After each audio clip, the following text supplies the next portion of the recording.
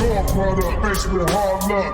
Faced with hard luck. Card shots, thieves, murderers with hard luck. Pimps and card shots, thieves, murderers with hard luck. Your product, faced with hard luck. Faced with hard luck. Card shots, thieves, murderers with hard luck. Pimps and card shots, thieves, murderers with hard luck. Good afternoon and welcome to the Hard Luck Show. I'm your certified, qualified West Side host, Steve Lucky Luciano. That's right, ladies and gentlemen.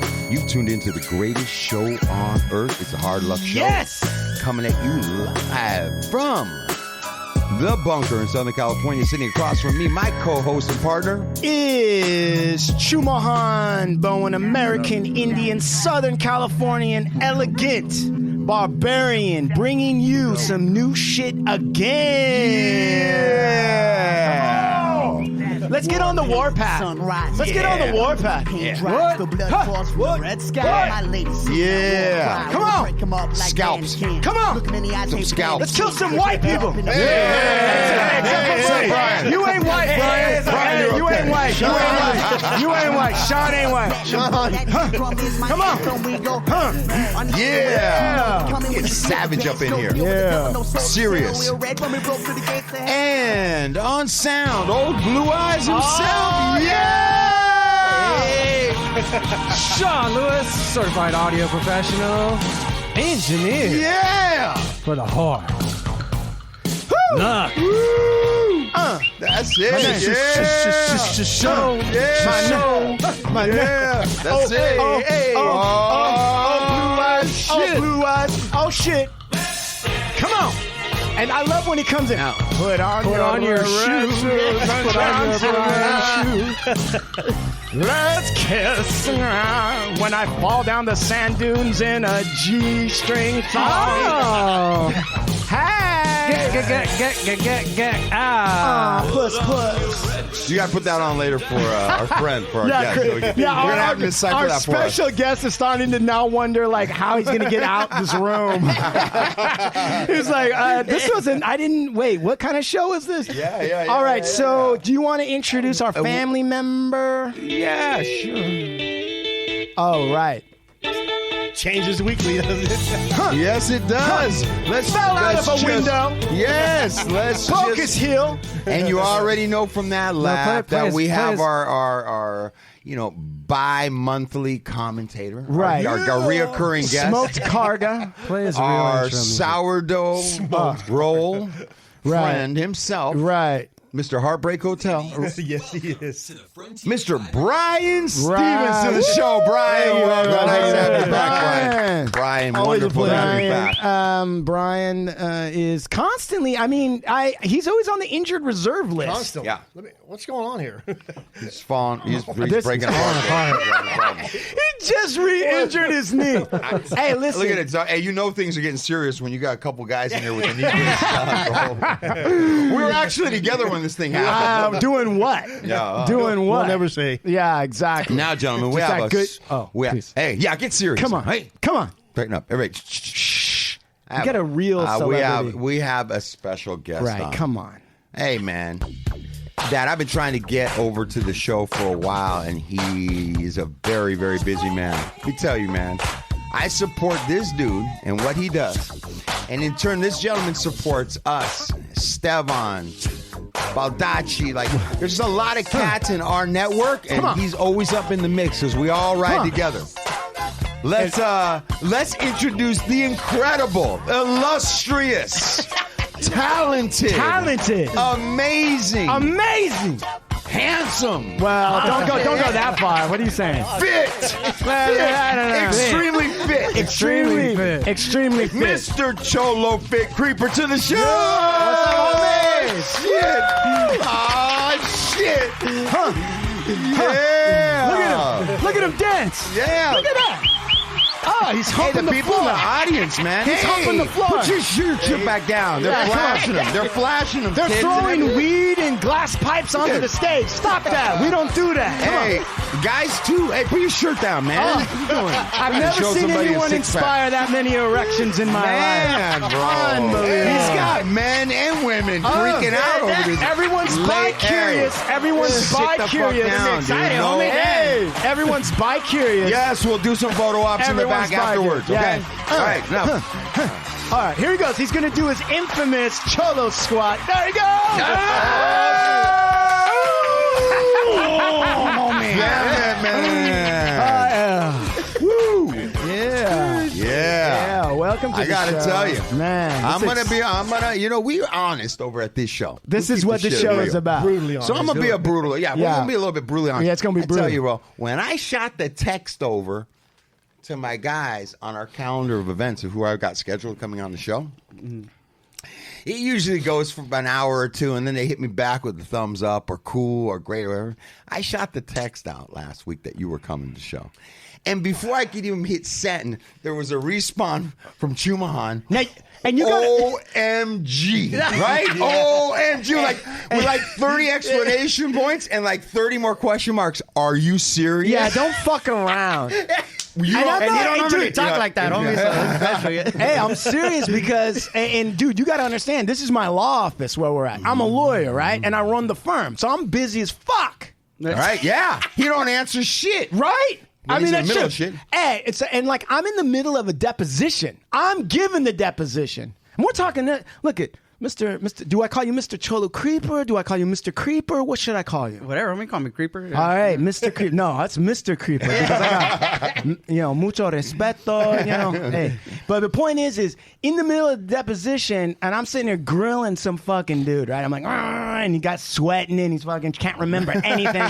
And then all of a sudden I look down on my phone and I see Steve's message and I'm like, can we take a quick 5-minute break? Yeah. I swear to God. Yeah, and I yeah. was like, this dude. I mean, I've seen all the Cholofit videos. I've seen Juanita. I mean, you got a ton of characters that you do, and you also do stand-up comedy. And from my research, you've been in the comedy game for like 15 years or more, right? Yeah, about 15 years. Yeah. You see that Yeah, shit? Yeah, dude. I mean, when you broke that down to me, because I didn't know. I was like, damn, this dude's a true craftsman of Right. of his craft, and I didn't know. And you're gonna get more. Into He'll it. tell us all about it. I mean, what you're seeing right now, because he's basically I would say, if you really wanted to stop fucking around and playing games, Mr. Creeper, to internet, like YouTube comedy and all that other stuff, he's kind of like the Michael Jordan in the sense that it looks effortless and it looks like he just kind of like, this is just something he thought of and all sorts of stuff. But if you really understand the game, you understand that Mr. Creeper has been in it for 15 years and he's honed this character and other characters and then also a stand-up and all this other kind of shit Right. over years.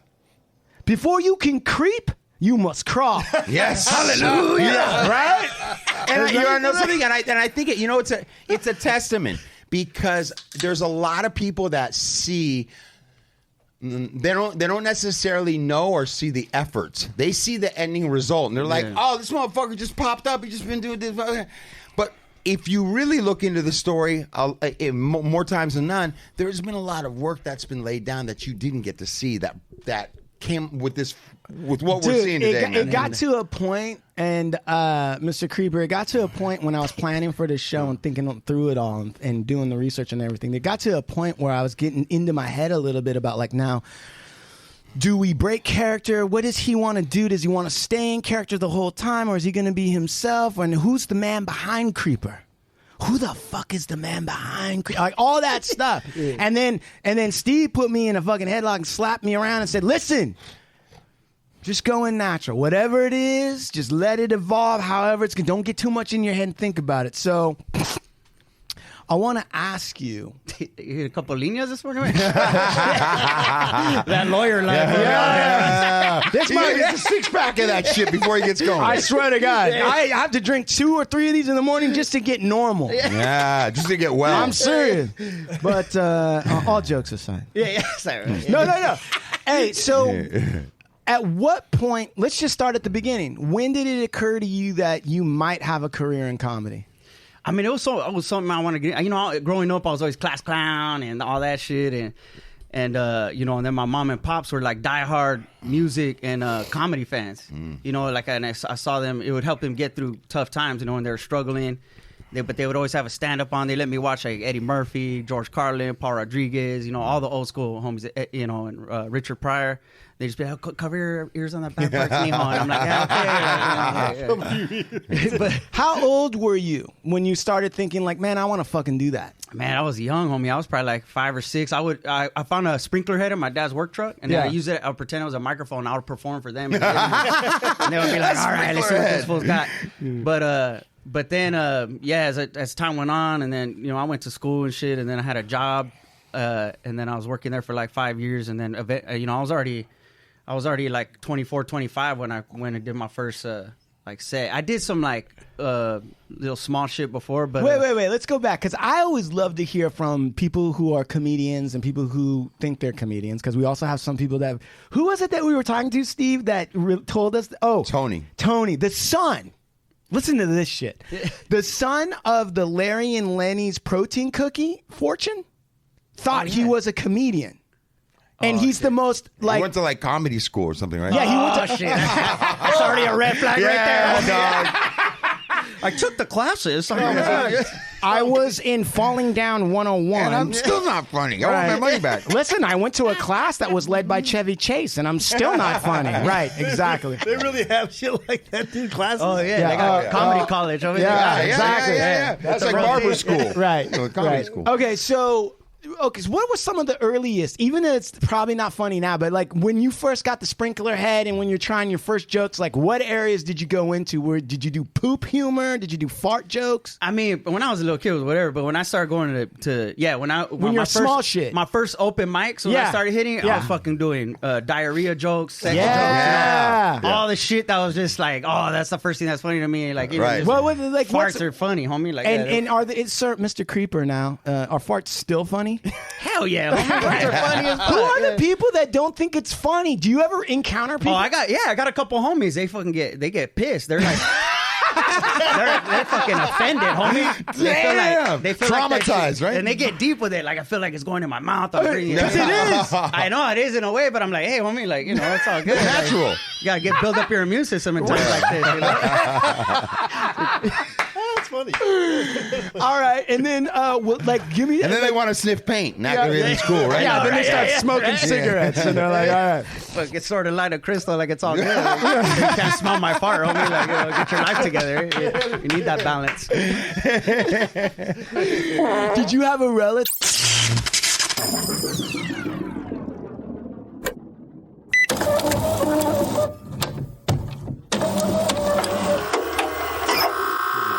Listen, and before we get going, let Sean give us the high sign. Are we good? Yeah, we're good. All right, for the listeners that are listening, I farted and knocked out the power. Now we're back. Yeah. Did you have a fart relative? Like, because I had an uncle that was the fart king, and he was always playing fart tricks on me and shit like that as a kid. Did you have anyone in your life that was like that? Nah, well, I had a homie Spike that lived down the street. Yeah. That's what stands out to me, because that fool could somehow suck air in and then just fart whenever. Fart on command. Yeah, and he could be like, hold up, and you could feel him like. He would have to, like, you could see him like he was like bringing air in like through his culo. Could you hear it? Like he wasn't naked, or, you know, he was like it wasn't like that. Hey, what were you guys doing? Was he on all fours? His shorts would start to disappear up his ass. He's taking in air. He's taking in air. What he's not telling you is there was a fly going by one time. I got sucked right in the cavity. Hey, listen, on that, my cousin King Salmon can do that. And King Salmon did do that, and we would go into public restrooms, all right? And King Salmon, he would get on all fours, and then he in a public restroom? yeah, right by the urinal. No. And he would go to the, and then you could hear it. It sounded like this. It'd go like something like that. What the fuck? Listen, and then we'd sit there, and then he would fart, and it would be like. And then some guy in a stall over would go, Jesus Christ, and then we'd start busting up running. So that was Spike's gift. Yeah, we got to leak up Spike and King Salmon. Homie. Yeah. We should have a fart war, fart battle, right? Throw Hey, down. they should put both their asses together so you could suck each other's brains through your fucking body. I had a onto Theo, each other. my Theo Albert too. Oh shit! I hope you don't listen to this. But knock on wood. He was the one that he's a longshoreman out here. I mean, if you're a longshoreman, you're gonna fart. But he was the homie that my mom wouldn't let him shit in the pad, like, you know what I mean? And that fool would be like pissed, like, come on, like, you know, come on, dude, like, you know, I gotta shit. She's like, fuck that, you know, Right. fuck it, yeah. That fool would like paint, you know, rip the paint off the walls type shit. Like, it was bad, homie. Yeah. It was bad. So so then you go through high school, you get out of high school, you're working for a couple years, and then you decide to do like some open mics. How scary is it to do your first open mic? Oh, homie. I mean, I would have to get drunk just to get, like, you know. And what are you drinking to get drunk for this? Mostly, like, tequila at the time and beer, just like. What's your beer? Tecate? Modelo. Yeah. Modelo. I'll drink whatever, you know. It's available, Right. but, you know, if I'm having an option, yeah, I'll go. And so then you would be drunk and you'd get up there and what would you do? You'd be like, hey, listen, my Tio, you know, used to blow up the bathroom. What would you do? Nah, I think my first set was like about eating Taco Bell and it going straight through you, and you know. Yeah, Right. Everyone can relate to that. Yeah, you're looking for a handlebar to grab onto just to, you know, like going through a lot. But you know, that was bad. And I got a few laughs, so I was like, oh shit, that was my very first time. You know what's interesting about him saying how scary that is, right? And how he has to drink. One of the first things when you said to me, hey, you know, this guy's been working at this craft for 15 years. Yeah. I didn't know that. What I said to him, one of the first things I said was, you want to know what? That makes sense because the amount of confidence that I see Creeper display in the things that he does, I was like, it's very rare that somebody's just gonna pop up and be and then right then it made sense to me that this dude's work to get to that level of confidence. Like, you do shit, I'm like, damn, dude, I wish I could let my guard down like that, man. I wish I could get that comfortable. But that's taken time to get to that place where. Yeah, it was. Yeah. Homie, I was like the first couple. Then I went through like, hey man, I got this shit like 2 years in, you know, and then you realize about 4 years in, that's when a lot of people dip out. That's like when you get the ones that are like, okay, they see that it's a marathon, you know what I mean? Like it doesn't happen overnight. And then also you get the people, but yeah, I was just doing I've been doing stand up as Frankie Quinones for, you know, I was doing it for that whole time. But naturally I would storytell and do characters in my stand up, like doing voices and imitating my family. And then so that naturally went in there. But now I'm more confident on stage or, you know, when I'm doing my shit than I am like, you know, in the real world. So let me ask you this quick question then. As you're playing parts in your stand up, is somewhere in the earlier stages of it one of those characters Creeper Cholofit? And you started to notice that people were receiving that character in particular? Like, wait. So no, what you're saying makes sense, and I think we should wait to get to the point where he realizes his shit's blowing up, right? Because at some point you probably still got. Let's not even get there. Side hustle, his gig, and then all of a sudden it's blowing up, and that's an interesting story.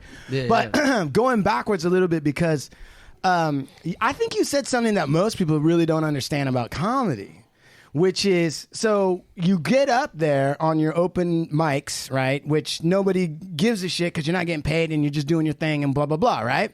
You get a couple of laughs, which is positive feedback, and you're like, shit, I could do this. And then he was saying, like, you get 2 years in, and then all of a sudden you realize, holy fuck, this is just, all I did was unlock the latch on the gate. Yeah, There's a whole other fucking thing. To get to like a Richard Pryor, what does he got to go through? Like in terms of being a professional comedian and all that stuff. Oh yeah, well, shit, man, that motherfucker's on another level, you know, like he was doing sets at strip clubs and brothels and shit, and you know, he really put himself through the ringer. But at a very young age, you know, he was already doing that.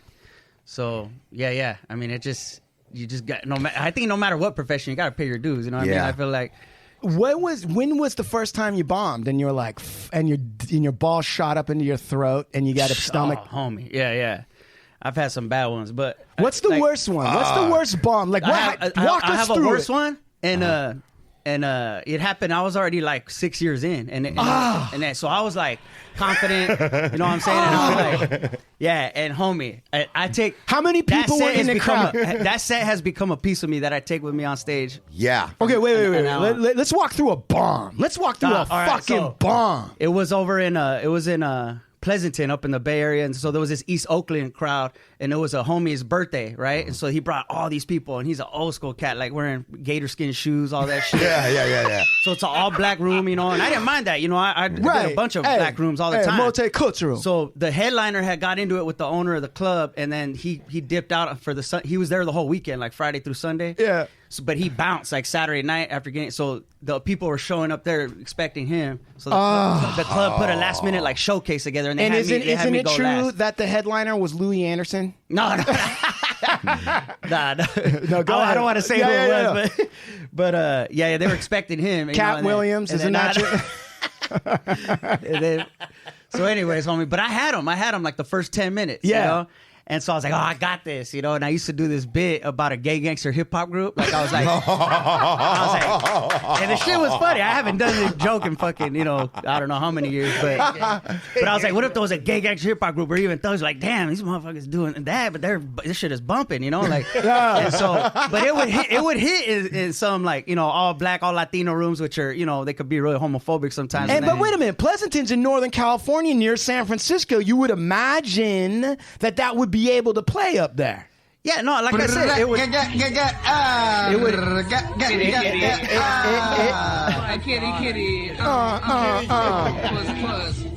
Ning is laughing her ass off. Is that the hip hop fucking gay hip hop group? One of the original This is their hit song. This is the original members of that gay hip hop group. Oh wow, that's really going for it. Yeah, I wasn't doing that. Yeah, go ahead. That's our gay favorite gay video that we play every single time. And then Steve gets pissed and he's like, "Hey, turn that shit off." All right, so wait, how does the gay hip hop gangster group go? Like, what's the jokes there? Honestly, homie, I could barely remember, but there was like 4 members and I had a rap for each of them. Mm-hmm. But when the shit hit, it would hit, you know, it'd be funny, but they were not fucking with it, that crowd, and they like. I've done it in all black rooms plenty of times where this shit like, this shit's funny. For some reason, this one, they didn't hit, crossed their arms, they weren't fucking with me, and I couldn't get them back. Pure silence. Oh, you couldn't get them back. Dog, it got so bad, homie, like one dude stood up out of his chair and put his hand up. He goes, "Motherfucker, you ain't funny," and then sat back down. God, and I was just damn. Like, all right, okay, that's happening right now. Like, you know, and I just like, let's get to the next joke. Okay, that's happening right now. And I turned into a robot, homie. And I was just trying to get through my jokes. And these two women sitting in the front, they look like nice people too, homie. That's what really got me. Nice, older women. They were some like, and they just like out. It was so silent that everybody could hear them. They're like, "Baby, you look scared," you know. And I'm just like, "Oh man," you know, just like, let me get through this shit. Dog, oh my gosh, how many minutes do you think it was after you lost the crowd that you kept going? How long did you? It was about 10. I had them for the first 10. I had to do like another 10, but it was like. But you know that last 10 was like. So Steve, I would have rather had it been the first 10 that ate shit and then get them back. But it was just like, I was just spiraled down, homie. And then I had the nerve to stick around after, and I was like kicking it like, hey, thanks for coming. Yeah. This motherfucker walked by me. He's like, practice. Oh, dude. Walked away. I was like, damn. Fuck, homie. I was like, oh, homie. I was like, the dude that works at AMP himself. Yeah. Practice, motherfucker. Hey, I mean, that might be the only chance that guy's gonna get to fucking tell snap somebody the towel. something. Yeah, exactly. I hit up every OG in the game I knew the next day, like emails, whatever. I say, it's what happened, and they, you know, then they gave me their wisdom, and they were like, hey, it's got to happen to you. You know, you needed this, and they're right. It took me like another 3 weeks after to gain my confidence back to be on stage, you know, but I did. Dude, hold on, Steve. You hear that story, right? Okay, and I mean, honestly, I've been on stage and bombed before on an open mic, and the bit that I had started was, who was the first stripper that realized she could smoke a cigarette with her vagina? Right? I thought to myself, like, somebody somewhere was naked and was like, I wonder if I could smoke this fucking cigarette with my pussy. And then started doing it. And I had a whole act out, and I thought it was the best thing I'd ever come up with. And I went up on stage and I did it, and it was straight crickets. Yeah. Straight crickets. And it's crickets while you're sitting down, putting an invisible cigarette to my crotch and then bring it back up to my lips and all this other kind of shit. And I had to keep going with it. I mean, even you, Creeper, you're looking at me like, that's the bit you did? Like, what? That's not that funny. Were you wearing little shorts or what? I think they would have laughed if they could see me. They could probably get your huevos hanging out. No, that might have actually made them laugh. If they would have saw my dick, that might have been funny. Yeah. But anyway, so to go through that and to not just walk off stage, another 10 minutes, probably seemed like 10 hours at that time. Oh, yeah. I mean, it was forever. I'm looking for that light. You know, you got to wait for the light to get off. I'm like, kept looking right at it. Like, I was trying to turn it on with my mind. Homie, it's time to get out of here. I mean, what do you think about the idea of putting together a collection, like a video collection of acts that bombed? I mean, I don't want to see that, homie. Like, I do. I think it's great because it's so real and it's so opposite what we're normally to see. And you see some people's strength, like Mr. Creeper's strength, to continue on. And what made you stay? What do you mean, on the stage? After the stage, you said Free you hung drinks? out. Oh, shit. I mean, I was just like, honestly, it was deep down. I was like, I got to wear this all the way through, homie. Like, you know what I mean? Like, I didn't want to just run away from it. Right. Like, I was like, let me wear it. And I knew, you know, but I was like, fuck it. And then Foos came up. But the OG came up to me and goes, hey, man, it's all good. It was a good time. He was just being cool. Like, yeah. And so he was like my one. Like, I was, oh, thank you, homie. Like, and did you, during that time, did you contemplate quitting? Yeah, hell yeah. I mean, I've contemplated quitting a grip of times, you know, like a discouragement and just like, and then once you get to a point where you're like, I was like, you know, on the line of almost making a living at it, but, you know, not, and back and forth and, you know, just scraping, homie, like, you know, and then like, I was like already in my 30s, sleep. My homie let me sleep on his couch for like over a year. Just on the like, he believed in me, right? And then, like, but you know, I'm in my 30s sleeping on my homie's couch. It's not, you know, I'm not the most confident person in the world. You know what I mean? Because I'm like, damn, what am I doing with my life? Right. Like, but deep down, I always knew, I'm like, fuck it, homie. This is why. Is it hard to get laid when you're 30 and sleeping on the couch at your friend's house and you're calling yourself a comedian? Is it hard to get laid? I mean, you know, I got it in, homie. Shit. hey, this couch is looking pretty nice right here.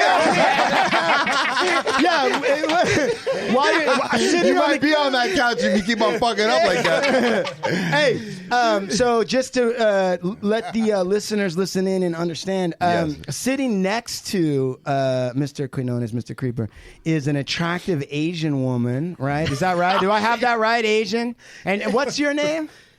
What's her name? Ning. Ning. N-I-N-G? N-I-N-G. Ning. It's got a nice ring to it, huh? And who is she? That was creepy. Yeah. Well, who is Ning to you? How do you know Ning? She's a super homie, man. Yeah. Yeah. She was the one kicking it on the homie's couch back in the day. You know. So she's nodding and laughing her ass off. So you saw that, Ning? You saw that? Most women I know in Los Angeles, Southern California area are looking for people who have made it, have got some money, got a house, got air conditioning. What was it about Mr. Quinones that you bypassed all that wisdom and said, you know what? Fuck. No? Yeah. She well, first of all, she got her own money, so she ain't tripping out that shit. It's like that. That pretty much answered all the questions you were right asked there, on that right? one. Yeah. That's interesting. I don't know exactly what transpired, but I think I understand. But that's great. So, did you want to say something? Yeah, come on, Nick. Come on, Nick. Don't be like that. Come on. Say something. Listen, but before we go any further, because I want to hear the rest of your success, actually, because I think it takes a lot of guts and courage to do what you did and to continue to do, right? Yep. How Big many time. people did you? Big time. How many people, Steve, have you known that got close to what their dream was and then just fell out because of one or two, maybe even three signs that it wasn't going to work out or obstacles? Just most. Right. Most. So you got to hand it to Mr. Creeper, Mr. Quinones, that he kept it going. I mean, that's for real. Mm-hmm. But now that we've said that, because it's true, but now that we've said that, I just want to let you know that you've got to be careful right now, because in the last show, Brian. Here we go. I knew this was coming, dude. No, you see that? Do you see how Brian's knee is swollen and it's turning purple under that wrap? Yeah, it's going to the hospital, that's for sure. Wither will help me. What is? This. The whole knee. Yeah. Okay. Only he's going. He said he's calling 911 on his knee. Yeah. Can you please explain to Mr. Quinones how you injured yourself? You mean initially or like yesterday? Do you hear This that? is Do you hear that Yesterday. answer? Yesterday. Go ahead, please. Yesterday. I injured this foot. You'll probably hear this story before. This No, is we all heard good. that. We heard that. I'm asking about the knee. No, I The know, knee. and that's how the knee got hurt. Wait, what do you mean?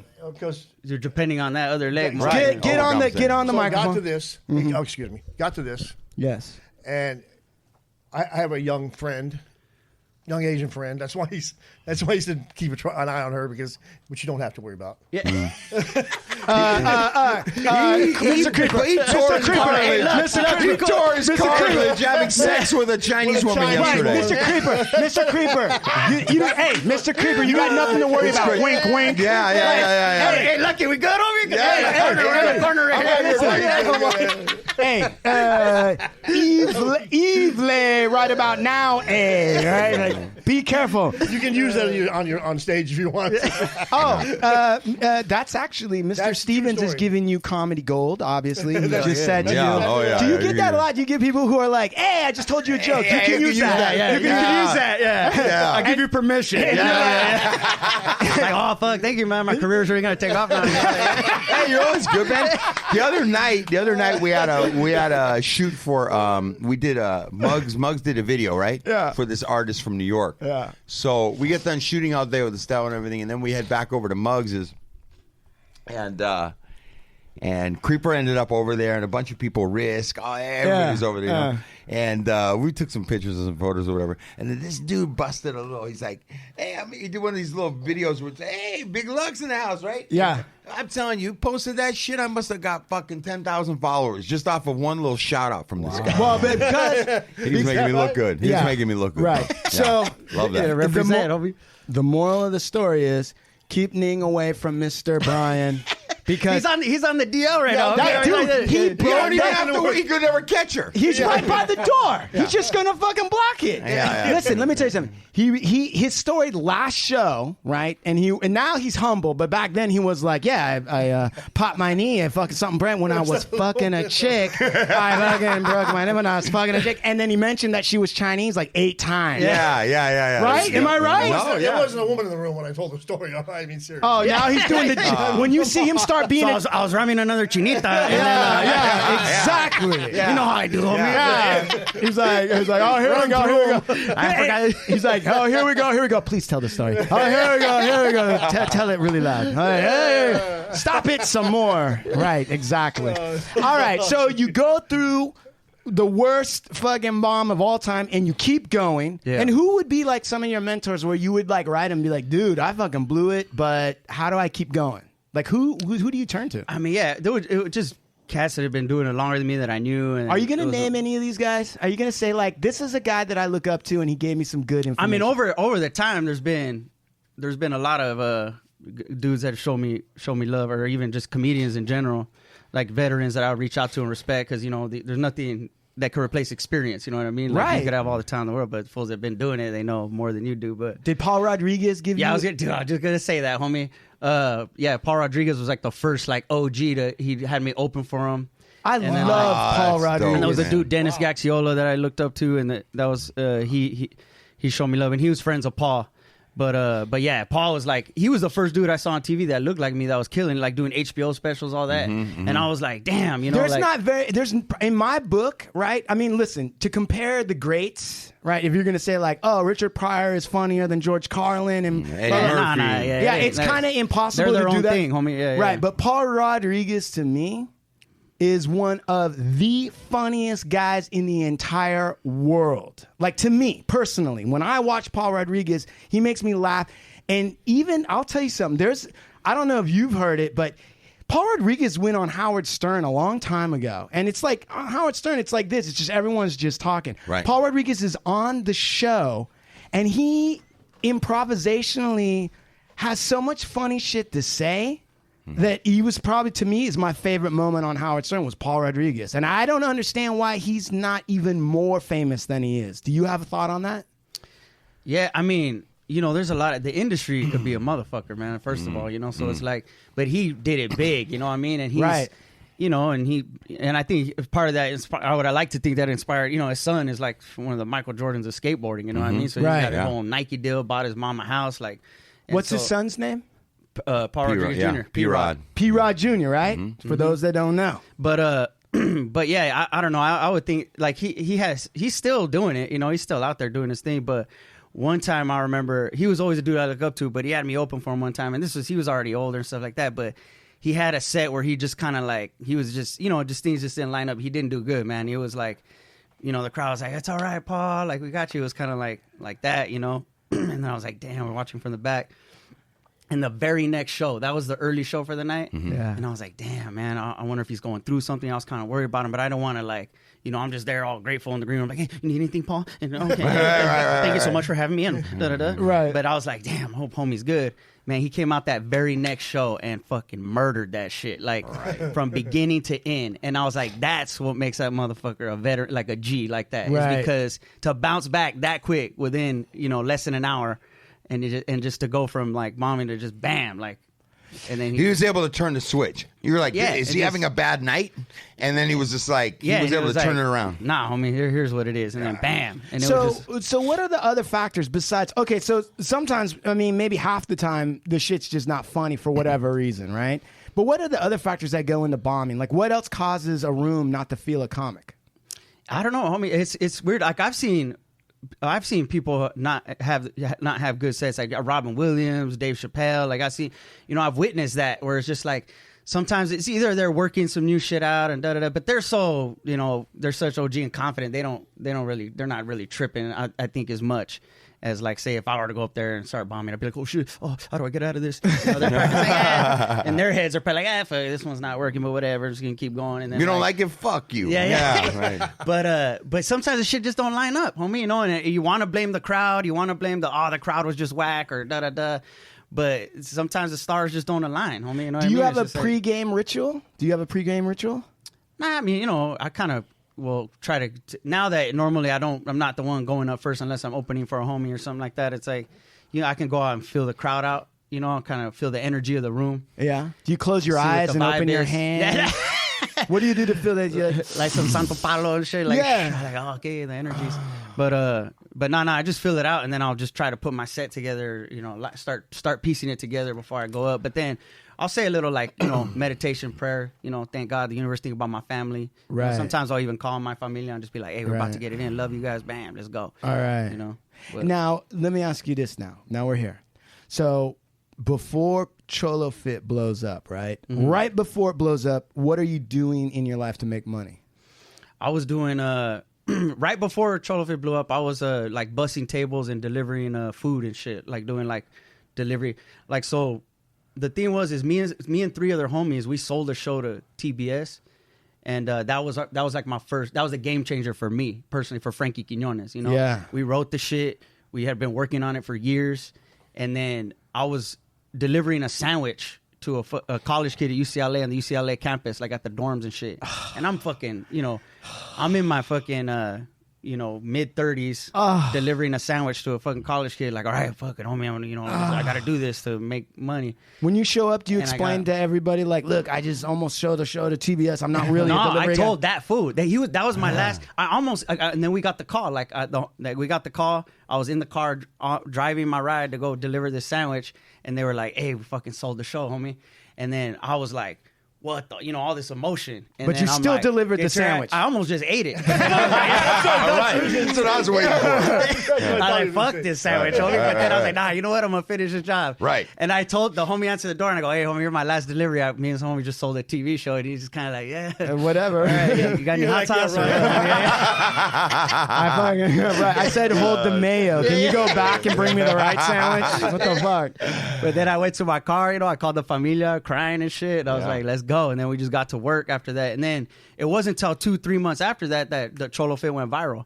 So it was already kind of happening for me. And then after that, then the shit just started kind of... What don't people understand about selling a show? Because you're coming in here and you're telling this, and then everyone thinks that you got a $10 million check, and then it was just smooth sailing after that. Yeah. When you sell a show and you like tell the guy, guess what? This is my last sandwich, motherfucker. And then you are like, all right. And then what's the reality? Yeah, the reality is, fuck, homie, it's an emotional roller coaster. But it was good because we had work where we're grinding. Like right after we got that deal, you know, the money started coming in, but we didn't even have time to spend it. We were just like, let's put this shit in the bank and let's work.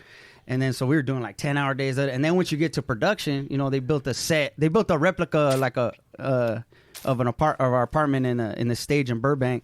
And then once we got the set and we start shooting, it's like you got to be there at 6, 7 a.m. and you don't leave till 7, 8 p.m., sometimes 10 p.m. And it was like that for like 2 months. And during that time, Cholofit went viral. So everybody's like waiting for the next video because I shot it before we started working on, like filming our show. Yeah. So they're like, how come he's not doing another one? I'm like, fuck, I'm like doing this shit. Like, Right. But fuck, what were we talking about? I love that. No, so what? So yeah. The reality of it is, yeah, fucking dude. So we finished it. They gave us like premiere day, and I don't want to say too much, but it did they canceled the premiere date and fucking put the shit on the shelf because, like, you know, Time Warner acquired because the show's gonna be on TBS. Oh, I hate that.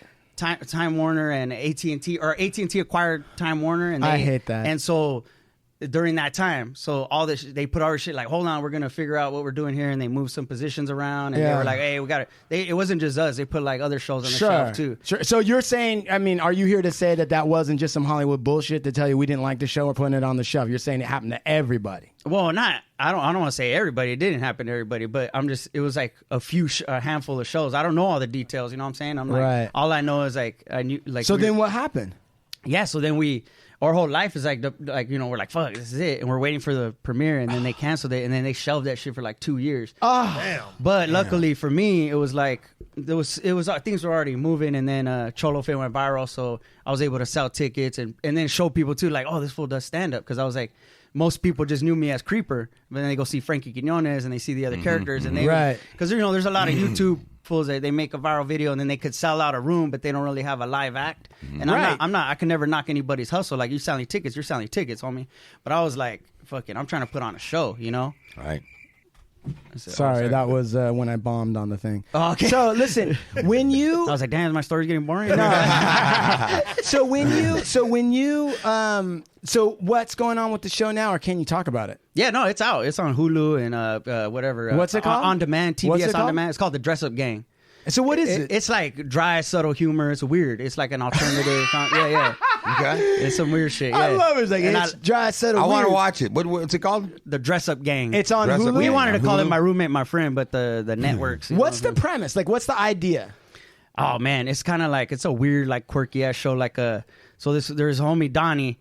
He's got a pad, and there's a homie Corey that sleeps on his couch. But and I'm Donnie's best friend that lives down the street.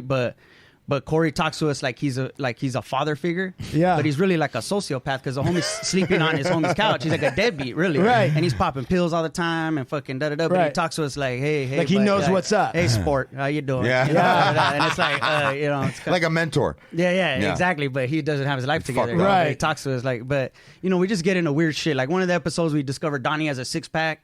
And we're like, fuck, homie, like, now we can't go to Raging Waters because this fool's going to make everybody feel insecure about their bodies, you know? Like, so we treat it like the fool got cancer or something. Like, hey, fuck, this fool's got a 6-pack. Like, and he's like, I don't know how it happened. I haven't been working out. That's great. I love that, bro. So the rumors that it's the Latin Seinfeld is wrong. Then this is even more beyond that, right? Yeah, I'm one of the only Latinos in it. Yeah. So it's like, who else is in it?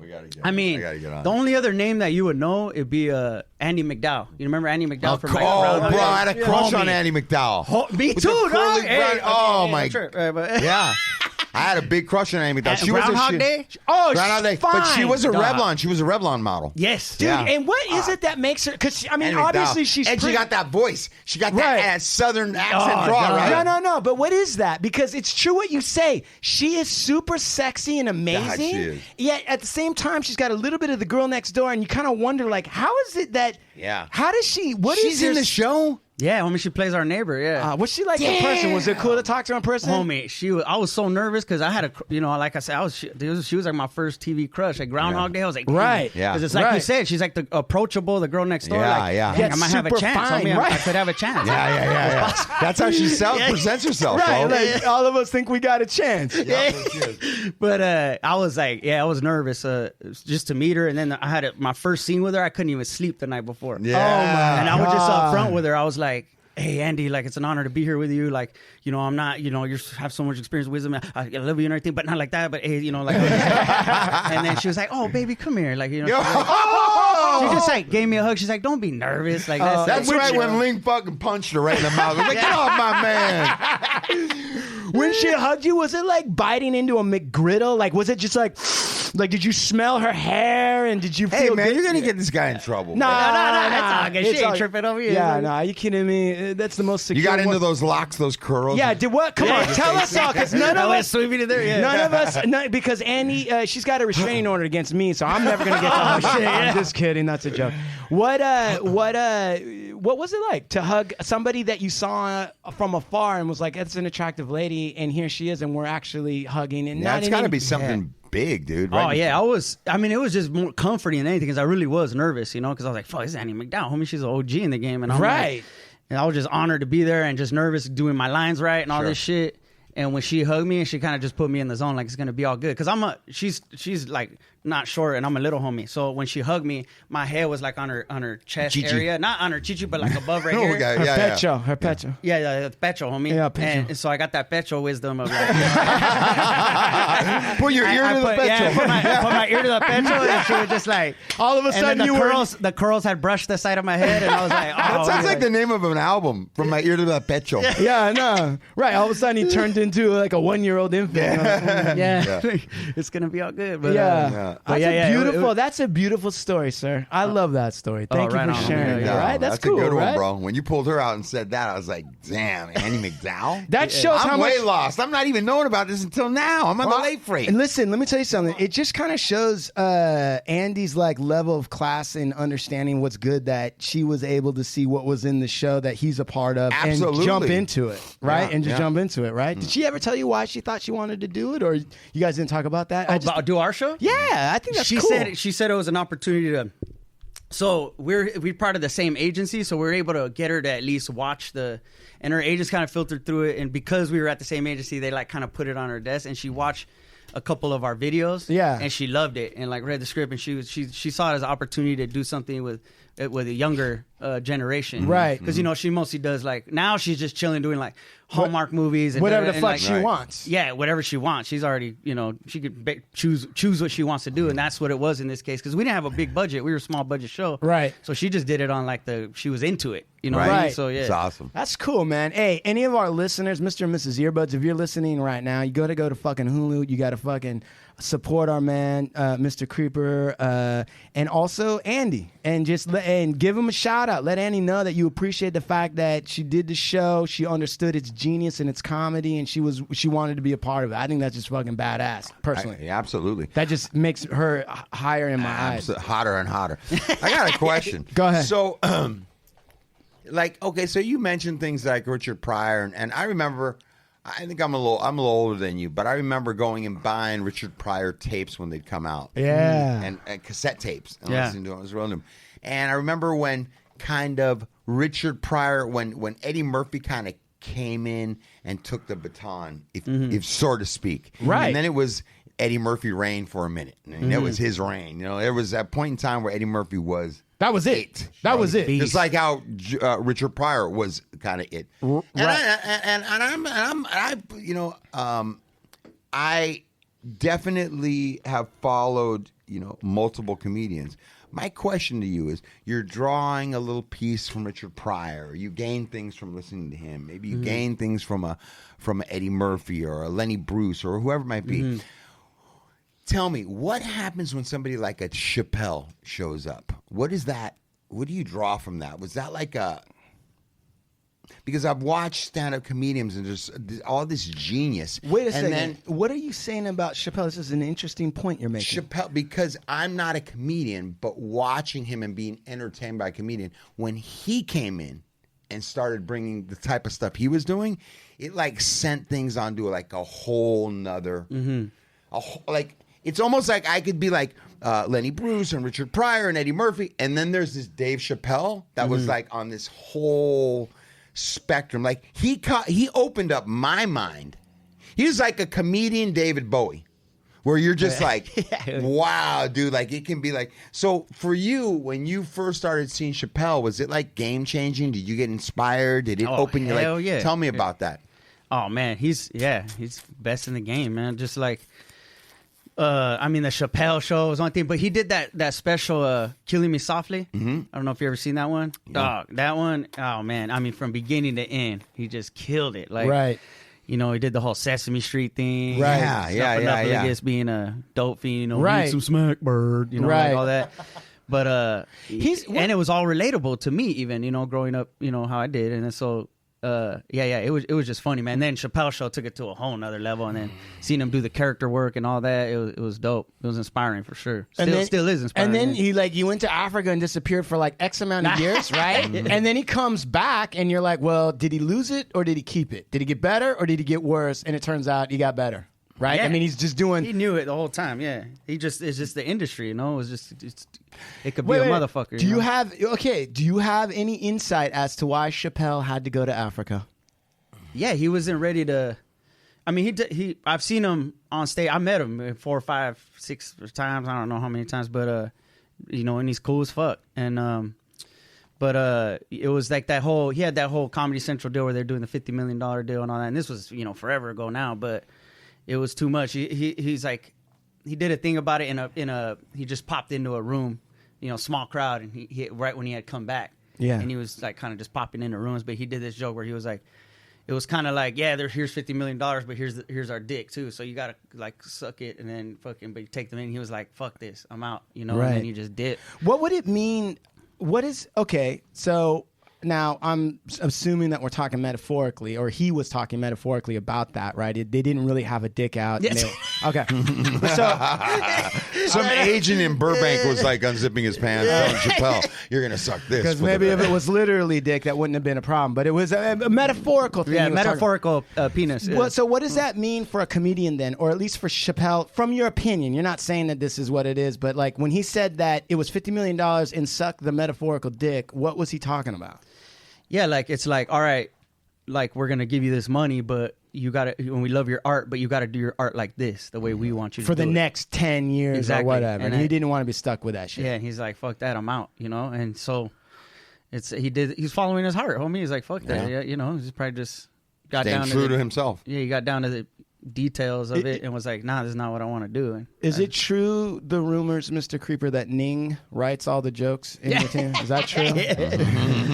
All right, sorry. sometimes She's actually the brainchild. No, behind does Creeper Fit. does Ning she's all taking notes in her head. does Ning get to hear material before anyone else does and tells you like, yeah, go with that, no, don't go with that at all? I mean, well, first of all, we haven't been together that long. We've been homies for 10 years, but we've had relations, you know, over the years. But Right. But now, you know, it's kind of been a thing now. No, As a but when lady. I'm asking that, okay, so as a friend, Yeah, even, but- as a friend, like I don't really run jokes by her like all that. Like, right, she's not that funny, right? her. She could be funny, yeah, for sure. Can yeah, she yeah. cap on a motherfucker? Can she say some cap? Nah, she ain't that type. Oh, okay. Because I've had most of the women in my life are good at capping. Like they can fucking. Oh, that's my mom. Homie, my mom will go in on a motherfucker. Like, yeah, that's who your character Juanita is based about a little bit, right? It's loosely for based sure. on your mom. Really? Loosely based on my mother, and and just Hey, women I let's- grew up with. Oh, Okay. that's great, Yeah. man. All right. So let's just listen to a little bit of Juanita Does Easter. Can we do that? Juanita Carmelita Does Easter. Yeah, sure. Or there's a. Is that okay? Dang, baby, you need to hide the eggs better than that. They're not even hunting for them. They're just bending down and picking them up. Shoot, sorry, I've never hit eggs before. Anyways, what time does your friend get here dressed as a Easter bunny? Oh, I forgot to say. Yeah, they were completely sold out of the Easter Bunny costumes. No, it's okay. My buddy, he took care of it. He said he's going to dress up as something else, and he said it's a lot better. What's gonna be better than an Easter bunny costume on Easter? Jesus! Oh, happy Easter, kids! Come on, hey buddy, how you guys doing? Peter, why is Jesus in my front yard right now? You get candy? Well, it's more true to the real meaning of Easter, isn't it, mi amor? Don't mi amor mío, okay? It's offensive to dress as Jesus. Damn, you're stressing me out right now. It's my first Easter, remember? Who wants to see some juggling? I'm not gonna go through the whole thing, but it's fucking hilarious. Yeah. And Jesus is white, right? And then what you see is Mr. Quinones dressed as. I mean, it's very unsettling to see you dressed as a woman. Oh yeah, tell I me mean, about the it, homie. nostrils are all flared, and it's kind of scary looking. And but so Don't lie, you did it, homie. hey, listen, The way that dress hugs your thighs and goes down. I like that bulge. Yeah, you got a really good bulge. What is that? Let me find out. No, but seriously, how did you? So tell me about your mom and how that leads to you developing the character Juanita. Well, it was the same thing. I was just doing stand up, and then I would do her voice, and then I was just started working on. I mean, that character was when I did like this improv show in high school where it was just like all the drama kids would hate on me because I always played sports and shit, or I wasn't in the drama club, but they would put me up in these improv shows.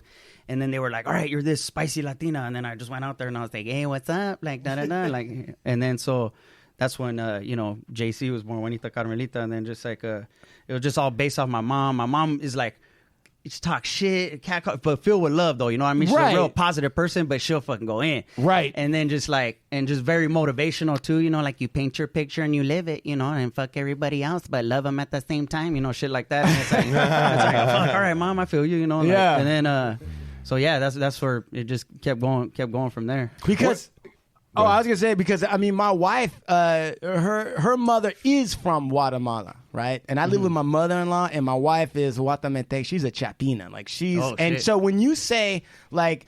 As I was listening, you talk about some of these things on other shows, and I was like, you know, when you talk about the Latina and she's spicy, on the one hand, you're like, okay, well, that's an obvious trope, and we don't want to. But the other side of it is like almost all the Latinas that I know are fucking spicy. Yeah, it's and my thing. wife is on my ass all the fucking time. I mean, she will look. When I take a piss, you know what? This is true, and I probably shouldn't. You know what? Maybe I'm not gonna say it. Yeah, when you take a piss, she's looking for you to. When I piss in the bowl, okay? And I don't know what it is about women. I don't know if Ning's like this. And I understand you guys are friends and homies, and I'm not trying to imply anything. I don't know what you do, but keep away from Brian. But the point of the matter is, all I'm saying is that, like, she wants to be in the bathroom with me a lot sometimes. I don't know why. What the fuck? I don't know why. It's like a thing where it's like we have no barriers between us. So she's like, what are you trying to hide from me? Because I want to take a shit by myself. Right? And I'm like, I'm not trying to hide anything. I'm just trying to go to the bathroom in peace. Can I just be? So she comes in the bathroom a lot. Like kind of like girlfriends. Because girls go to the bathroom together. Yeah. But right? you're taking a shit? Well, she has absolutely. Listen, she absolutely has tried to come in. She has tried to come in, and she took a little bit of offense that, like, I was like, nah, you can come in when I'm peeing, fine, because I'll pee in front of my friend, whatever. Okay, fine, right? Pee in a bottle when I'm stuck on the 405, whatever, right? Yeah, the regular shit, right? Okay, whatever that is. Okay, You're peeing a cup right now, right? Exactly. I'm doing it right now. Yeah. All right. So anyway, the point is though, so she comes in and she'll look at my pee, and then I'll get in trouble based on the color of my pee. Yeah. That's how much she's on my ass. Oh. If it's too yellow, she'll be like, "You're drinking too many of those rock stars, aren't you?" I'll be like, "What do you mean? It's vitamins in this. It's fucking B12 and fucking caffeine." She's like, "Caffeine's not a vitamin." I'm like, "Oh my God." And then she'll tell me my piss is clear all the time. Because she's vegan and she's like healthy. And shit. Okay. So did your mom give you a lot of like instructions? Did she tell you how to be? Did she try to anything like that? Like, was she hard on you to make she you wasn't tough? watching me pee or nothing. I mean, she did change your diaper, so Yeah. Her and my pops, man, they're still together. So it's like, how long have they been together?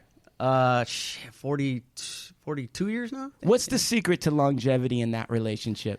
Oh shit! Well, what my mom says is good sex, homie. Yeah. Is that what it is? So Pops be getting it in still. Yeah. Wow. That's See what that? she said. She's like, "Hey, I'm not even gonna lie, it's good sex." She's You gotta- telling No, you that's that? a no. Do you I That's know, a no and then. it was weird at first, but she's just been drilling that to my head over years now. So I kind of become become immune to it. you know, Right, like- but at first it was kind of cringy. You're like, ah. yeah, of course. So me, I'm She's like, like- oh, I don't want to think about my mom and dad ramming. Right, right. Yeah. Who does But want now he's like stamina. Right. Yeah. And now, But- now he's like, I'm inheriting that, I think. Yeah. Now let me ask you something. Where did you grow up at? Where did you grow up? Well, I was born in San Fernando Valley, and then I mostly grew up in Ventura County, though, like Oxnard, Okay. Camarillo area, Ventura, and then now I lived up in San Pancho for like 15 years, San Francisco. Okay. That's where I started comedy. Okay. Now this month will be 8 years since I've been back in LA. Okay. So yeah. And how? Yeah. Oh, so then how old or how long have you been doing the Cholofit Creeper videos? Man, the first video I did with him was probably like almost 10 years ago now. Think about that. Yeah. Think about that. Yeah, I took that Wow. one down obviously because he was still rough, you know. And I What was doing- rough on? Like, what wasn't? You took it down. So what was it? Like, what were you like? Oh, I need to get the corduroy house shoes on him now. Or Yeah, what did you it do? was just more finding because he wasn't even really a fitness instructor in the beginning. You know What I mean? was he? He was just a regular ass cholo, you know. And you just like, and I was figuring him out, you know. Right. Right. But What was the first scenario? well, there was the first one I did was a Cholo Whisper, but I redid it like, you know, whatever 6 years later. Yeah.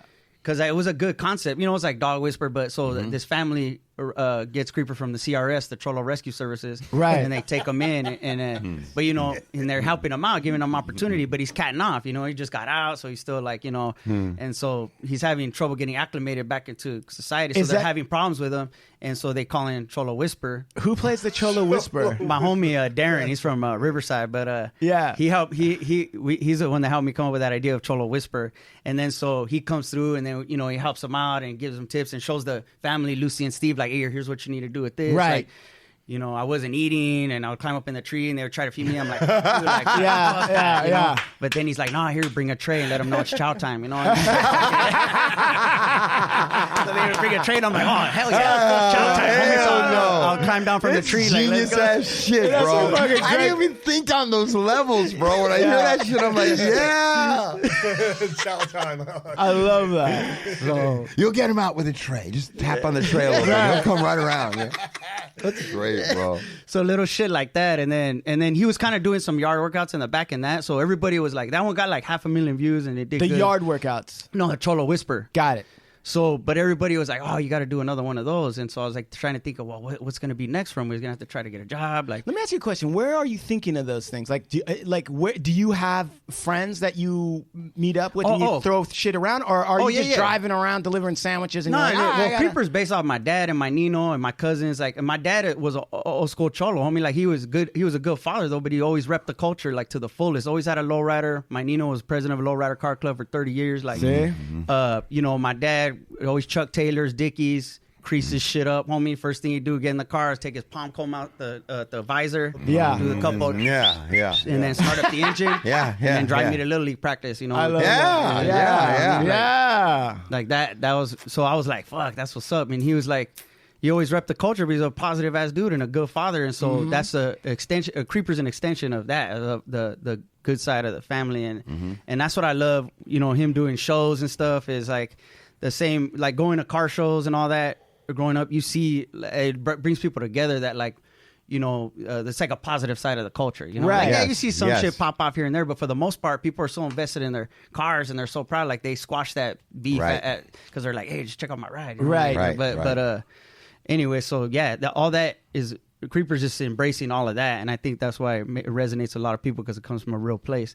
And then from there, when I'll spray out all the ideas, and then I have a homie, a couple homies, but mostly one homie that I co-write with. Yeah. And he'll help me kind of, tighten it up, organize it, make sure there's a flow to it. Right. And because the thing is, I like to be funny, but I like to throw a little curve in there, like maybe hit you in the heart with some emotion a little bit. Like Creeper has some emotional moments, Yeah, It's he like, does. You could see the pain in him, but you could also see why his positivity generates, because it comes. It's not like, hey, peace and love, Coachella, good vibes. It's like, hey, I've been through some shit, and I saw that the path of love and gratitude is the way I want to go, homie. So that's what's up. Let's do this. That's kind of like you, Steve, in a sense. I mean, this show and you, there's a lot of joking around and everything, but throughout there is also what it takes to overcome hardships. Let me tell you something. I would absolutely feel that thread in his work, and that's the reason he's sitting here. Just like I can feel that thread in the work of Esteban Oreo, and I can feel that work, like, because and I'm not going to knock anybody's hustle either, but there's been I've seen some videos and some stuff, and it's comedians trying to do a bit on like the cholo, whatever it might be. Right. And I get pissed. I get offended by the shit. I don't think it's funny. I think it's not the right approach. It's not doing anything for anybody. It's just if anything, it's pushing us back. I don't know why I feel like that sometimes. Yeah, I get that from people still. Yeah. And I can't Do people find criticize? the thread. Do people criticize? Hold on a minute, hey man, shut the fuck up. Sorry, I'm talking right now. He was just getting ready to say something. Shut the fuck up. All right. You understand that? Yes. There's that. I can't find that thread in some of this stuff. They're like doing it, but it's for nothing. Like there's no.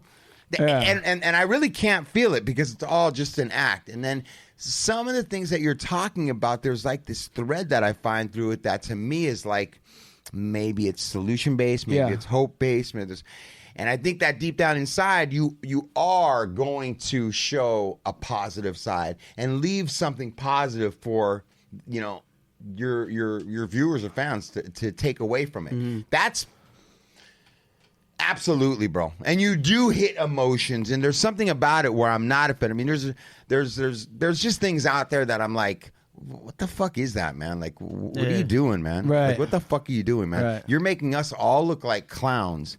He's able to do this, but it's not into it. Like, I get it, bro, because there's something more to it. There's some depth to it. Right. I don't know, Chumahan, what it is, but it's like, it's not offensive. Right. And, I don't know. I don't even know where I'm going with that. I thought it was interesting because when you talked about the criticisms of like some of the people, you're like, man, that's just not really that's not helping anything. Then Mr. Quinones, you said you do get some criticism, some feedback to that point, right? Yeah, it's small, and then it mostly happened in the beginning. But I think even now, I've even met some people who are like, hey, homie, like honestly, I just. They weren't even giving it a chance, They're like, fuck that, he's doing the whole like cholo thing again. But then they got to know Creeper, and it's like, that's what's up, But then I started doing the live shows, and I was doing Creeper live, and then sorry, you guys. Steve's phone. Steve's phone. Yeah, hey, tell that fool to hurry up. Yeah, he's always late. No, but dude, are there some serious people in the community? Because like I'm American Indian, and sometimes I do shit, right? And I don't listen. I'm quarter Tiwa, homie. All right. Well, I grew up on the reservation, so I don't. So, and there's some things that people consider. What's the look, Sean? You're giving a weird look. You got some blood right here. Oh, do I? All right. That's how. It's that rock star, homie. Yeah. I bit my tongue. That's too many vitamins, homie. Yeah, but it was red, wasn't it? That was real red blood, wasn't it? Healthy blood, huh? But that's how real the show is. Anyway, the point is though, so sometimes I take certain stances about being American Indian, right? That aren't necessarily popular because I have my own personal views on it. So I do get some feedback sometimes from people who are like, hey, don't say that or don't do that or whatever. Do you get that? Do some people try to tell you like, hey, you need to do something else or that's not helping our cause? Yeah, for sure. I mean, I get the like, oh, you're setting us back and you're just feeding into stereotypes and da-da-da. Like, but unfortunately, I think that's just like human nature. Anything that gets big is gonna get some hate, Right. Like fucking. Right. So, but yeah. I just at first it would kind of fuck with me, but now just seeing what my intentions are, what it is, and how obviously how many people that it resonates with and they love it. And I'll get some OGs, homie, and they'll come sit right up front, and I'll be like, oh shit, and they'll fucking come like, hey, homie, like we fuck with you, like right. like oh, that's what's up, OG, like yeah. And so, because I think they sense like some people even think creepers are real full. They'll come like, "Oh, where's your mustache?" Like, you shaved it off, and I'm like, "No, I mean that's a fucking." That's so crazy because it's clear to me that it's fake from the video, and that's part of the joke, right? That's part of the humor of it. Is clearly did Steve Harvey donate his mustache to you? How did that happen? Nah, I mean, I just get it from a costume shop or What whatever. did you go to Party City and bought a mustache? Nah, the first round I did, but now I go to like a professional, professional makeup and Hollywood studio shit. You know, like. That's fucking hilarious. I think one of my favorite one of my favorite ones is, I don't know like what sequence this comes in the big scheme of like all the Cholofit videos, but it seems like it's the first one where, Mr. Creeper is in the lazy boy in the garage and he's like nodding out or like coming awake or something, and he's like. And he's talking to himself. He's like, man. Oh, yeah, that's when he kind of slipped up. He's like, you used to be somebody, man. Yeah. You used to, and then like stands in the mirror and he's like, come on, Creeper, you could suck it in. You got this, homie. Yeah, and then so is that the beginning? Like, how did you come up with the idea that like I got to show the genesis of Cholofit? Like, how does Creeper come to awareness that he's going to be a fitness instructor? And well, there was like the original Cholofit video. Yeah. We were writing that out to be the sequel to Cholo Whisperer, which we were talking about earlier. But, yeah. So I was like, oh, he's got to get a job. He's going to have trouble getting a job. And I was like, oh, I know, because he was already doing kind of some yard workouts in Cholo Whisperer. I was like, he could teach a workout class in the backyard. Right. And man, all those homies just happened to stop by. It was all mostly improv. And then I was like, all right, just get behind me. I'm going to do this workout class. And then we just, all right, drop it down. Nice and slow. We did the Cholo squat. We had some bullet points written down. Yeah. But then, the energy tamales, the fucking Cholo metrics, the all that stuff. And then we put it out, and then it just like wildfire, homie. I put it out, and I saw, hey, it's doing pretty good. And I went to sleep, woke up in the morning, and it was just like, boom. I mean, I'm getting messages from Australia, Thailand, fucking Canada, fucking all this shit. And I was like, what the fuck, homie? Like places where I didn't even know what a cholo is. These two fools sent me a picture with them and their baby Joey, little baby kangaroo, and they were doing a cholo squat. These two Australian fools, and they made it look like the kangaroo was doing a squat, and they're like, "Hey, represent." And I was like, "What the fuck is happening, homie? Like this shit is crazy." Oh, that's so fucking great. And then so now that you got the Cholofit thing out there, and I don't know what has Creeper gone into every like exercise fad thing? Like, is there like Cholo aquatics? Like, is there yoga? That's what we're trying to do. Yeah, we've been trying to shoot that one, but the pool workout, is a Cholo aquatics. That's good for gorditos, because sometimes it's hard. or if you have injuries like the homie right here, it's better to work out in the pool. Right. And then when they get sweaty, they're already in the water, so it's not that, like, oh, that's gross. It's like, not for I'm already in the water. So. Right. And then is there any, because I gotta believe that at some point there's gonna be. Do you think it's possible that there could be a feature-length movie for Cholo Creeper? Oh yeah, homie, I got it. I got the script. Do you? Yeah, I'm trying to sell it right now. No shit. Is that true? Chumahan wants to get in on that deal. Yeah. No, but seriously, so you've got a script. So I'm not gonna ask you what it's about or anything, because obviously part of it is.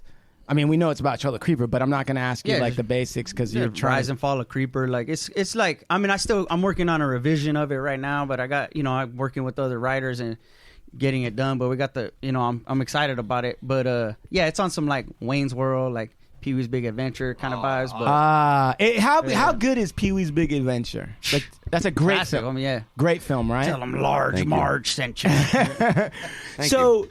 And what about a series? Is there any? I mean, I've been pitching, homie. It's like I said, the industry is hard, especially coming. You go into pitch meetings, and sometimes you're sitting across the table from 27-year-old white person from Idaho, and I'm trying to be like, okay, so what's a cholo? And I'm like, all right, it's based on my father, and this is how we do it. But it's been resonating with people, like, because they don't see. I've been touring around and I've had my eyes open to just like, damn, you fools like dig this, or this is doing something for you. And then there's been like people that just be okay, super specific. That was one of the responses I got. So I was like, damn, I just have to like keep grinding and until they give me that opportunity. But you know, why do production companies and entertainment companies? Because like you just said, you're out there, so you're meeting the audience and you're seeing who they are, and you've got the audience research from experience. Right. Then why do they put somebody in who's so far insulated from the audience to make a decision about what the audience is going to like? Exactly, homie, and that's why that's one of the problems with the industry. Is like it's sometimes I feel like it's set up for to fail the creative side of things. You know what I mean? But we have to fight for that one little chance. Once you get that chance, and then the shit pops, it's like I told you, homie, like, you got to let me do my thing. But But with the whole social media and everything, it's like you don't really have to compromise anymore. Like if somebody's like, all right, we want to take your show, but we need to do it like this, I'll be like, I'm good. Right. I could still get money somewhere else. Or, you know, I know I'm comfortable passing on money to protect the character, protect the creative. Because in the end, it's like, you know, I'm still like you said, like we were talking about how people get offended by it, and people tell me, oh, you're doing that and doing this. Yeah. But in the end, the Creeper is like, that's familia. And it's like, and he's not like, he's a fitness instructor, homie. He's trying to improve your life. You know, he's trying to get you in shape. You know, It's a positive thing. But like, it's not like I'm not gonna have like, you know, it's hard to be like, no, we want you to do this. And I've had situations like that where clubs will hire me to come out, Creeper, and then it's a bunch of like, you know, white college kids like, yeah, dude, fucking, we love you. And I'm like, oh shit, should I be doing this? Like, it doesn't feel right. You know? Right. Like, but all right, give me the something too. You know what? Something though I want to say too is that, you know, and this is kind of like something that we get from like in Instagram, and we get from these social media platforms, is that, you know, I think that when you choose to do entertainment in that field or whatever, especially with our culture, and then you're completely removed from the culture though. So you're over here entertaining, right? TV doing things, but then your personal life, you're completely removed from it. Right. I think that leaves a very bad taste because I feel like this person's just getting what they want, but they're really not about it. And what I have noticed with you is that, and listen, you're sitting here because of relationships that I've made that are around me with my business partners and you involved in things. Yeah. You are part of this community. You're not just part of the community as an entertainer. Right. You're a part of this community as you're part of the community. And I see you, and I think that your viewers, they're seeing what I'm seeing. And that's somebody that's approachable. That's somebody that's tangible. That's somebody that's in the community at different levels. And I think that you can't be mad at it because you really be mad at, you know what I'm saying? Like, yeah, I'm not like okay, I'm a cholo now. Yeah, you're from Albuquerque and you're fucking don't, you know what I'm saying? And you just come and do your shows and you're out. But you're not. You're entrenched with the people. And that's what I felt like. It's something that draws me more to your character and the work you do, is that I feel like this is really somebody out of my community that contributes and participates in the community. That resonates a lot differently than somebody who's pimping the culture and just trying to get paid. Right, just capitalizing on it, but not really a part of it. Right. I got that. Yeah, no, that's one of the things that irks me when people think they're like, oh, he did that, got lucky and did that video, but they don't know the whole background that I've been grinding for a long time or whatever. And but then it's like, but the whole culture is something I've always been into. You know, like I've been going to Esteban Oriol shows for over 20 years. You know, Esteban Oriol, the great, notable, most famous, most celebrated Los Angeles photographer. And there's something else. Go ahead. There's something else that's important, and I have to mention this. In our culture, what I've experienced, and what Esteban and cartoon guys, when we started coming up 30 years ago in this business, the first people to hate on us was our own people. Exactly. Homie. Okay? It's fucked up, and I'm going to put that shit out there, man, because it's real. The level of machismo that comes from our culture is like not going to let a motherfucker be better than you, or we got a lot of that. And I think that we were always me, and I'll go as far as say, me and Esteban and Cartoon, who kind of came up in many ways. Muggs and B-Roll, some of those guys, we were kind of challenged by that. Like, why wouldn't you help this next dude, right? And so constantly we've lived our lives that way, and getting behind and supporting our friends, man, not hating and showing that together we're strong. And that's something that I've watched you do. You have a large following, you have a large platform. I've seen you work with guys to help bring them up. I've seen guys bring you in to help, and I've seen that you practice that, brother, and that's something, and it ain't even just a Brown thing. I mean, I've seen you participate in lots of different things, and that's something that I support, bro. You in, man. Is that you're not just you're out there and you're involved, and you have like probably a bigger picture of all of us coming together and supporting each other. Oh yeah, and that's what I see, and I see it with people like you, and I see it like people with Baldacci, and I see it with people like my partners, and I think you're part of that, man. And that's what I really wanted. I see it with Sean. You know, Sean is a white guy, but he's also with the white community. You know? He actually he spends time there, and he goes, no, but his blue eyes are turning brown. Yeah, because let me tell you something, dude. Go ahead.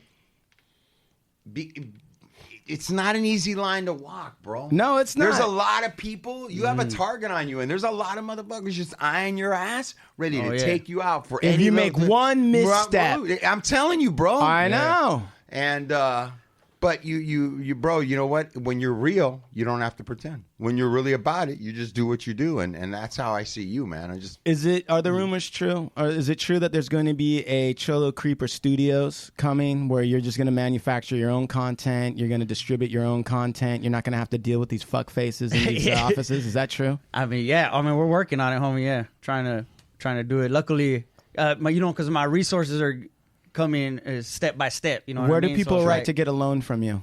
Now that you just told everyone you're rich, how do we get? I'm not. Hey, I'm listen, not rich by any means. What interest rate are you offering people right now? I'm not rich, but it was like, I'm just working, and just because the whole COVID shit, like touring is like, not really a thing right now. We're doing the drive-in shows and shit like that, but. Is there a Cholo Creeper response to COVID? Like, are you going to put out like a health thing, like how to properly wear a mask with a mustache? Man, I'm so sick of that shit. But I got, thank you. Like, what are you sick of? I do got a mask we're putting out with a creeper mustache on it. Yeah, he pulled that thing out. I had to watch it twice because I'm like, was he wearing that or did they edit it? And then when I watched it the second time, I can actually see the mask on. I'm like, he got the mask with the mustache. All right. From 50 feet, you can't tell he's wearing a mask. When it comes up 5 feet, then you can see it's the mask. Okay, and now let me ask you a question because I was thinking about it because obviously maybe one of the most visible Chicano comedians in the last like 60 years, let's say, one of them, not the only one, is Cheech Marin, right? Mm-hmm. I mean, he's just, everybody knows Cheech and Chong. Oh, yeah, homie. And their shows, some of the shows, he would portray different dudes from the neighborhood. And I don't know anything about Cheech's background, so I can't say anything to is that real or what. I don't care really. But do you get compared to Cheech Marin? Oh, of course, homie. Yeah. Do you? I mean, he's a huge inspiration. Yeah. Yeah. And where do you feel like, do you want to try to distinguish yourself or you're just happy being like in that lane, or how do you feel? Because he's a little bit also political now, I think. I don't know. What do you think? I haven't really seen him get too political, but yeah, the like Cheech, was like, damn, homie. I've had some fools be like, oh, you're just stealing from Cheech and da-da-da, but I'm like, you're allowed to have a mustache. I mean, and I saw some of the mannerisms are obviously influenced by him, but Creeper's his own thing, and they see that, but one time Cheech did a fundraiser for his, he's got the museum now in Riverside. Right. And he did a fundraiser because he went to school at Northridge, Cal State Northridge. It was before it was Cal State Northridge, it was called something else, but he did a show there that they did with NPR, and he booked me on it. And then it was like, and I was like, oh, fuck, homie. Like, that was the first time I met him, and his whole familia was there. And they were like, oh, we love Creeper so much, and da-da-da. So I was like, man, my heart was just like, I was just honored, homie, you know what I mean? And I'm like, he kind of like gave me his little nod, like, all right, Creeper, do your thing, and I was like, hell yeah. So, and the show went good. I just was Frankie Quinones doing stand-up, but, right. I got to kick it with him. He shared some words with me, and, big validation right there. Yeah, huge, homie. I walked out of that auditorium like, let's go. Man, I gotta say, dude, because honestly, to me also, I'm as far as Cheech and Chong go. I mean, I know every fucking. You can ask Sean. I know every word from Up in Smoke, every fucking mannerism, every word, everything from both sides, and I would say that's a great honor to see Cheech and actually have him say to you like, hey, and get that nod or whatever. I think that's a wonderful thing. And Paul Rodriguez. Oh, absolutely. I feel like there is a style there because I feel like that style really ended in some of those films with Cheech. Yeah. Of like this inappropriate narrative that he puts a voice to. Yeah. Of the shit that's in your head that you don't say, but he says it. And I feel like almost some perverse shit or stuff that you're not supposed to. And let's protect like in nice dreams. Let's protect Mr. Quinones. So if Cheech Marin is listening, this is just me and Steve talking. Frankie did not set any of this up. Okay, go. Right. All right. But I feel like there was almost like it wasn't carried on. Right. There was that guy could have kept on going and enlarging and didn't. And then, but Creeper, when I think some of the stuff I find funny is that right, and it's a little reminiscent, but now it's being built, and it's like right. I need to hear that shit, bro. Right. Some of this shit you say is sometimes you say some shit, and I'm like, fuck, it's so funny because that's been in my head for 53 years. Yeah. Right. And all of a sudden somebody said that shit, right. or I was thinking that. I'm glad somebody like.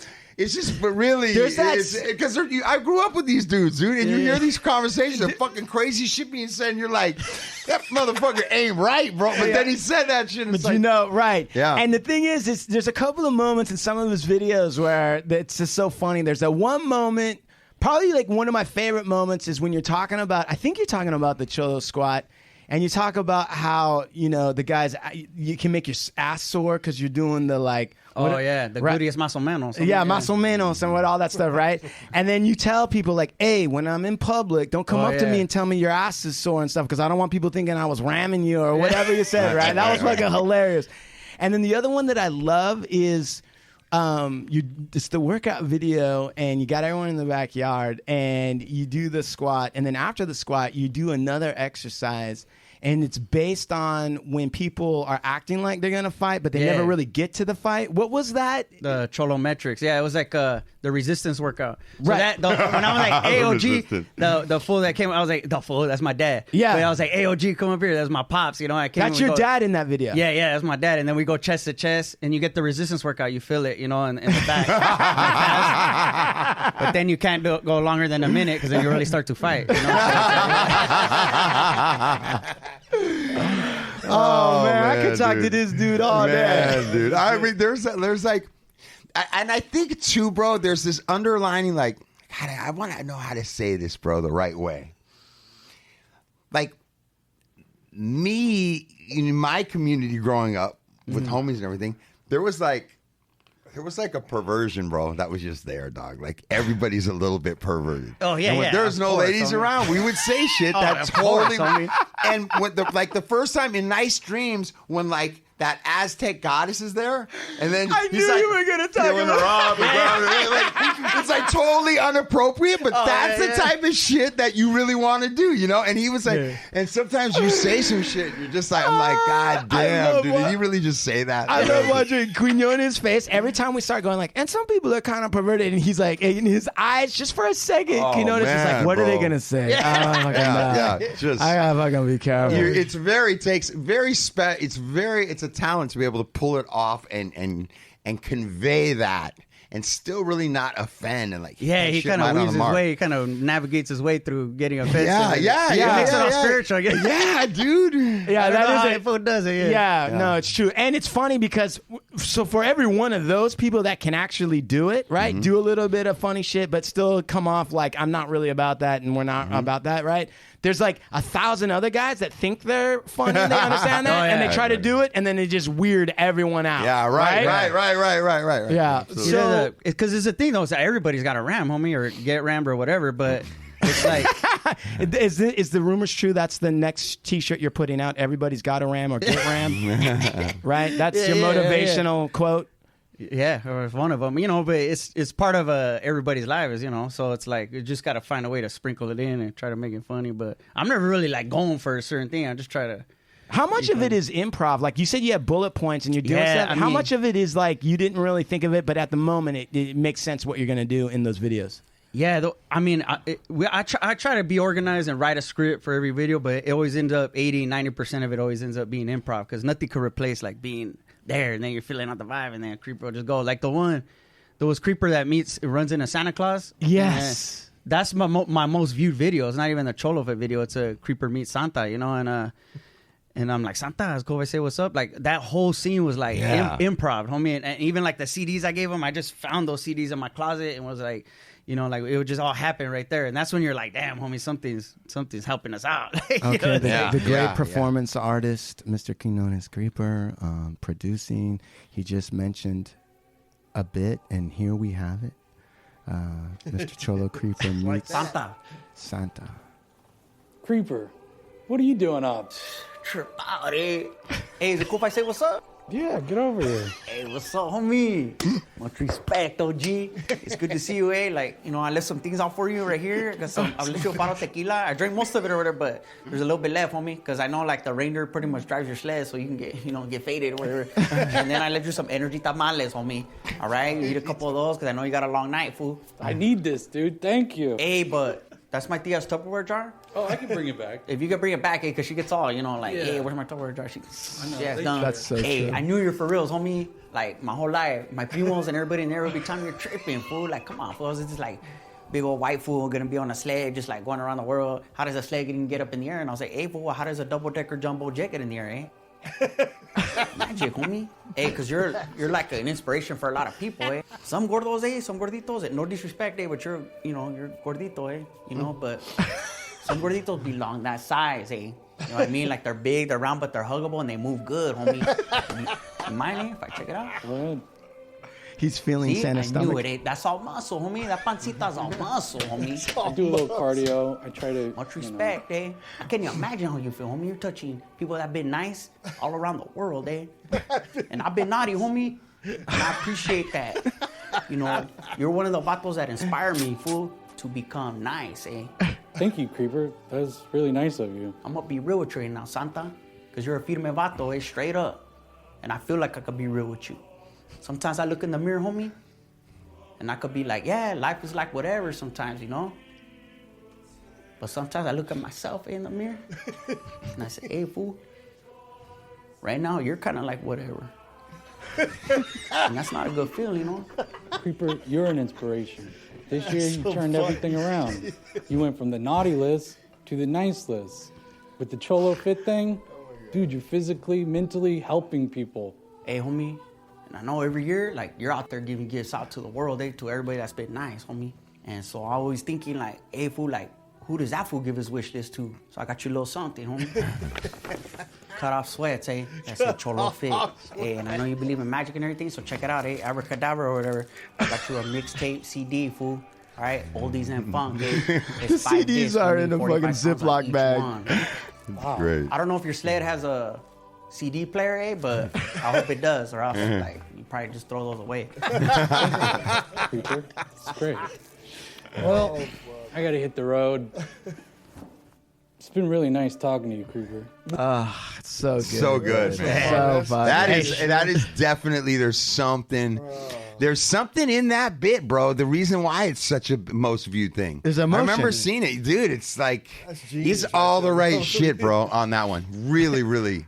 Sometimes life is like whatever, and then sometimes I'm looking at myself and I'm like, hey, Creeper, maybe you're like whatever. Yeah, dude. Like, So good. yeah. Shout out to my homie Richard Bain. He's a comic. He plays Santa on a few videos for us, but yeah, he just lost his life a few months ago. 3 months ago, yeah, he took his own life. But I just want to give him a shout out, homie. Rest in peace. That's right. R.I.P. Rest in peace. That was the Santa there? Yeah. Oh my God, because he has the best. He doesn't have a lot of lines, but the way he looks at you when you're telling the story, it's hilarious because you can't. It's almost like he can't believe what he's listening to, but then at the same time, he all cares about this guy. Yeah, right? yeah. Like there's an interesting vibe right there. So yeah, We're man, compassionate with him. Yeah. You improvised that whole thing?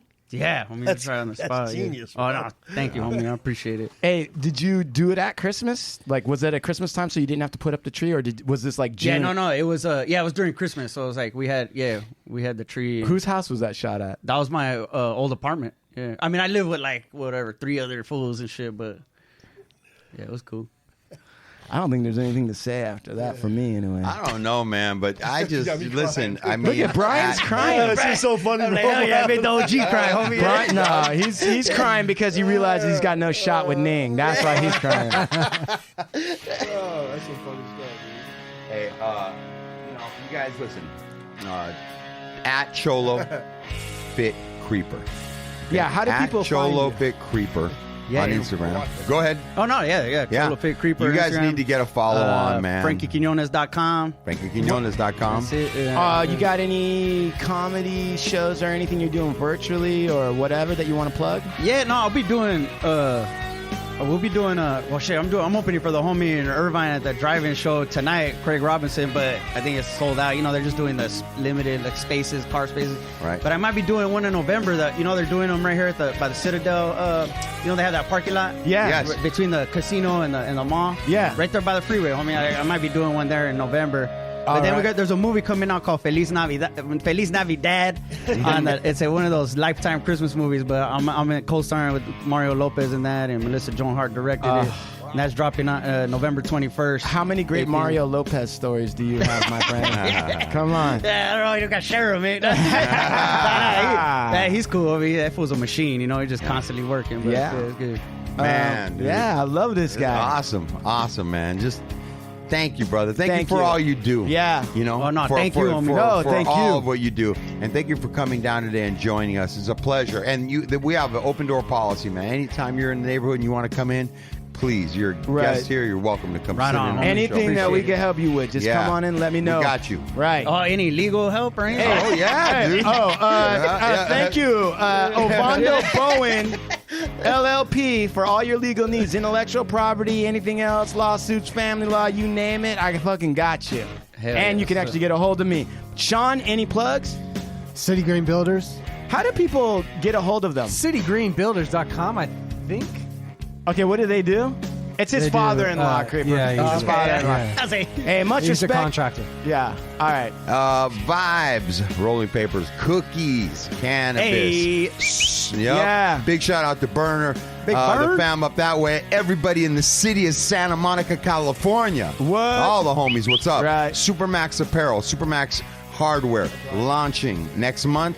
Brian, are Hard you... to Kill coming soon. Oh, Sean and I are working on that right now. Yes, sir. Okay. Big shout out to OG Lep, who ain't here today. Brian. Big shout out to Soul Assassins.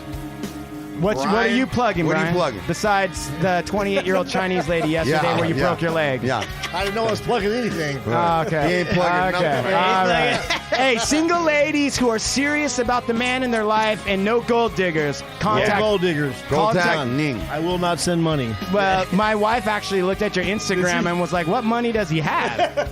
That's why I have some. I don't send it. Yeah. All right. And after that's it, right? Yep, that's it. All right. Thank you again. Oh, thank you, homies. Thank you for Thank having you. me. Adios, amigos, from the Hard Luck Show.